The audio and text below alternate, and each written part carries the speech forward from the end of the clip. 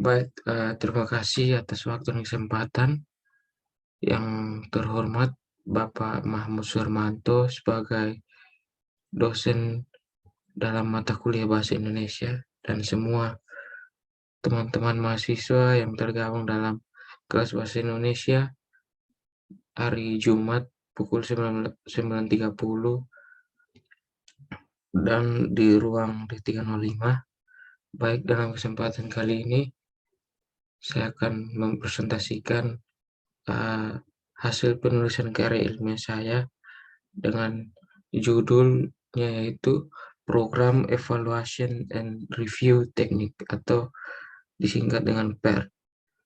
Yang pertama-tama saya akan memperkenalkan diri dulu. Nama saya Stephen Christian Besi dengan NIM 411180 mahasiswa jurusan Teknik Sipil pada Universitas Mercubuana.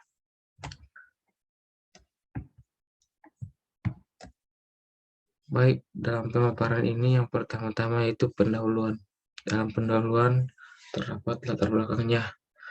Latar belakangnya itu, proyek dapat didefinisikan sebagai seretan tugas yang diarahkan pada suatu hasil atau output pertama.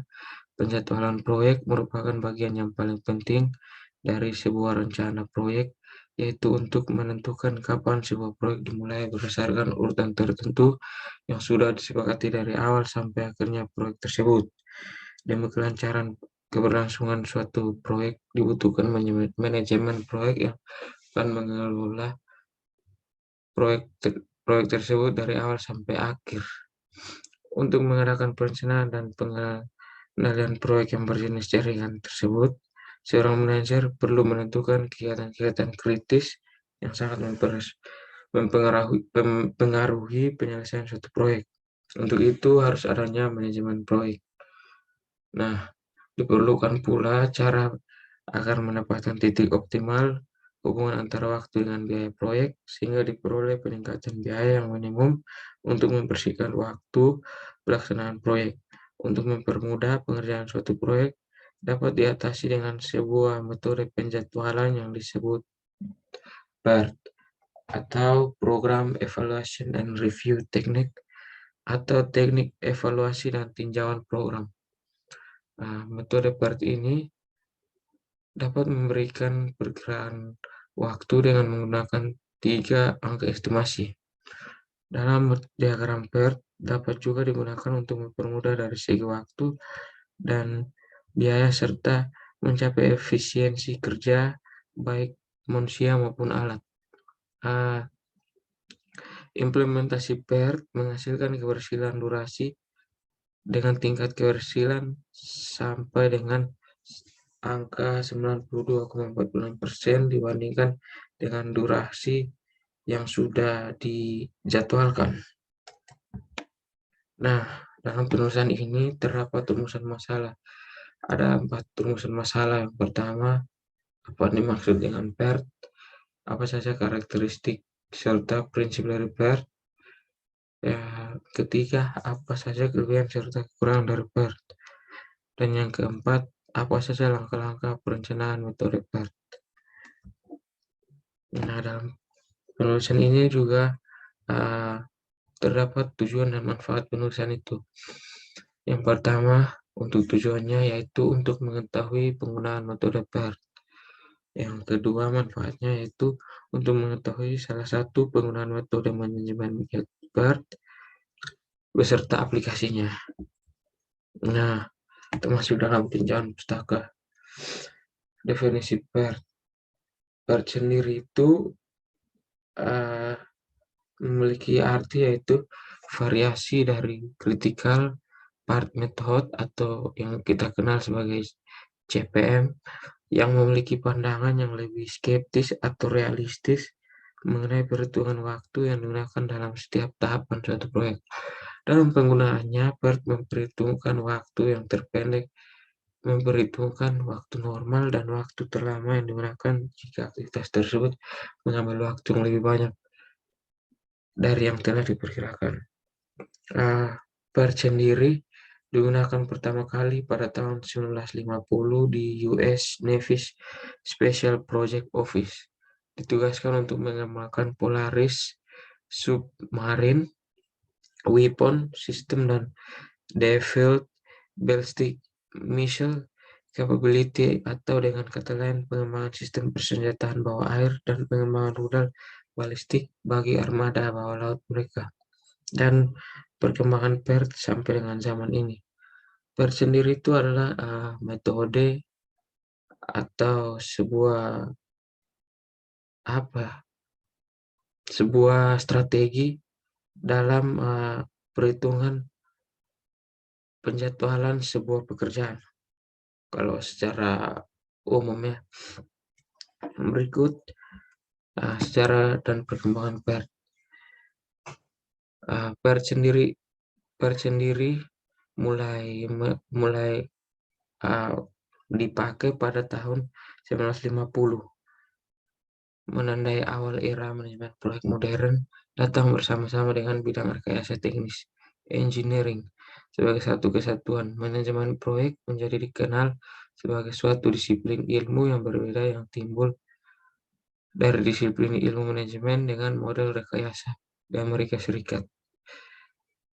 PERT atau Program Evaluation and Review Technique dikembangkan oleh Bos Allen Hamilton sebagai bagian dari Angkatan Laut Amerika Serikat dalam hubungannya dengan Lockheed Corporation dalam pengembangan program rudal kapal selam Polaris. Jadi itu sebelum adanya PERT ini, dulu orang menjadwalkan sebuah kegiatan itu hanya dilakukan secara matematis. Nah, sekarang sudah mulai dikembangkan PERT ini, jadi memudahkan orang dalam melakukan penjadwalan pada sebuah pekerjaan, khususnya pada bagian proyek-proyek yang paling penting sih, yang proyek-proyek besar. Yang berikut yaitu karakteristik dan prinsip dari PERT. Yang pertama, proyek yang kompleks menggunakan PERT, maka akan diketahui kapan proyek selesai, bagaimana urutan-urutan pekerjaan, kapan mulainya dan kapan selesainya, pekerjaan mana yang paling lama, pekerjaan mana yang tertunda, pekerjaan mana yang dapat perhatian khusus. Pada prinsipnya menyangkut PERT sebagai berikut. PERT digunakan pada perencanaan dan pengendalian proyek yang belum pernah dikerjakan. Pada PERT digunakan 3 jenis waktu pekerjaan, yaitu yang tercepat, terlama, serta terlayak. Pada PERT ditekankan adalah tepat waktu, sebab dengan penyingkatan waktu dapat membuat biaya proyek menjadi berkurang. Berikut adalah kelebihan dan kekurangan dari metode PERT. Optimis dalam menetapkan waktu penyelesaian sebuah proyek, maka dari itu dapat disimpulkan kekurangan dari metode PERT. Itu sebagai berikut. Yang pertama, kegiatan harus jelas dan hubungan harus bebas dan stabil. Hubungan pendahulu harus jelas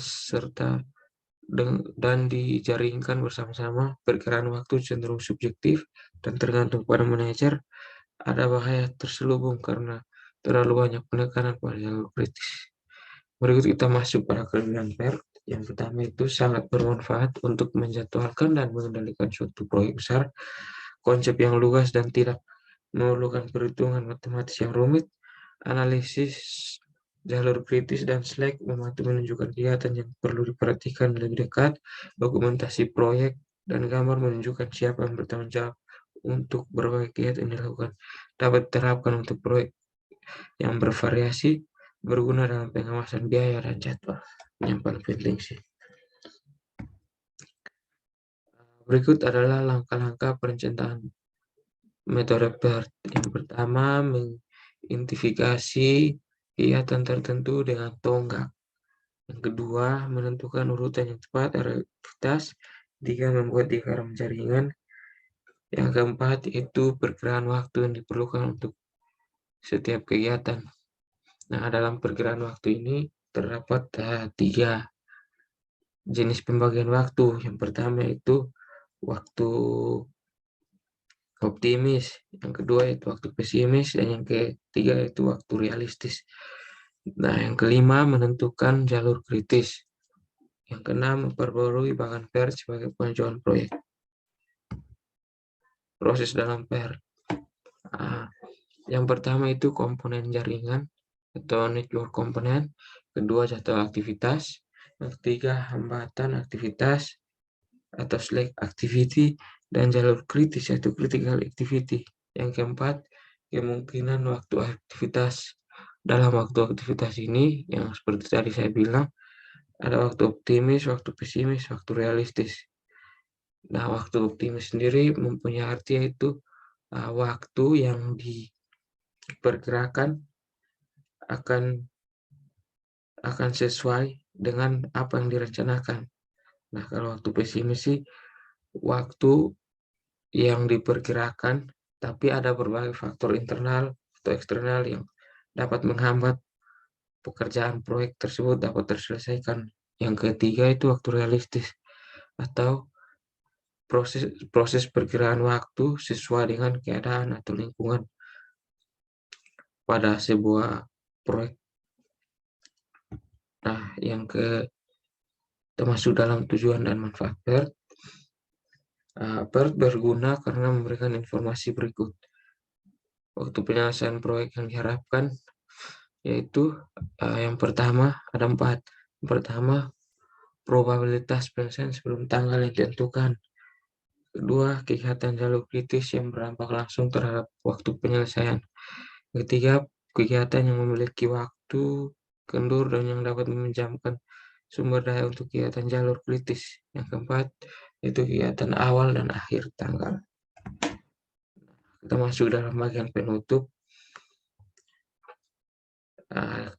Dari bagian penutup terdapat kesimpulan dan saran. Nah, kita masuk dalam kesimpulan. Dari uraian di atas kami memiliki beberapa kesimpulan, antara lain kesimpulan yang saya ambil sendiri yaitu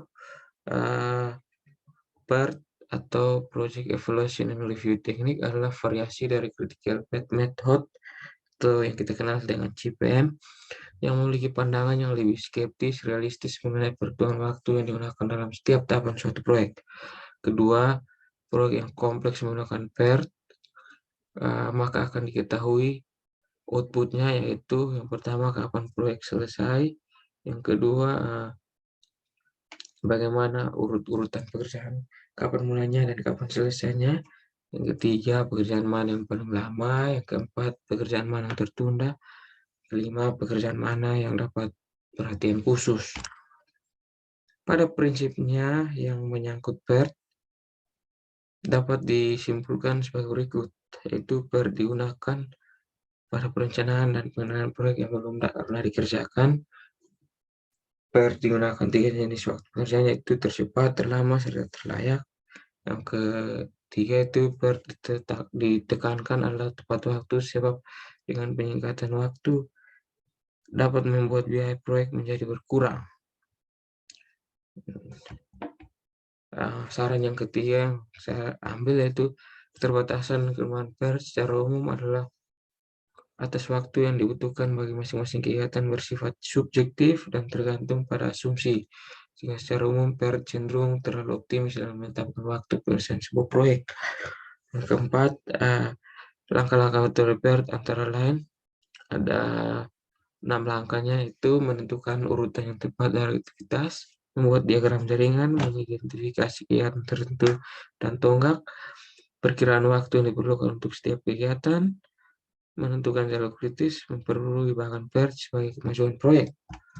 Terakhir yaitu saran yang dapat saya ambil, yaitu meskipun PERT sendiri mempunyai banyak kelebihan, tapi masih perlu adanya penambahan atau pengembangan serta ditambahkannya inovasi dan ide-ide baru yang menunjang kinerja dari metode PERT agar penerapannya lebih mudah pada sebuah pekerjaan proyek, atau bukan proyek aja, tapi pokoknya semua pekerjaan lah.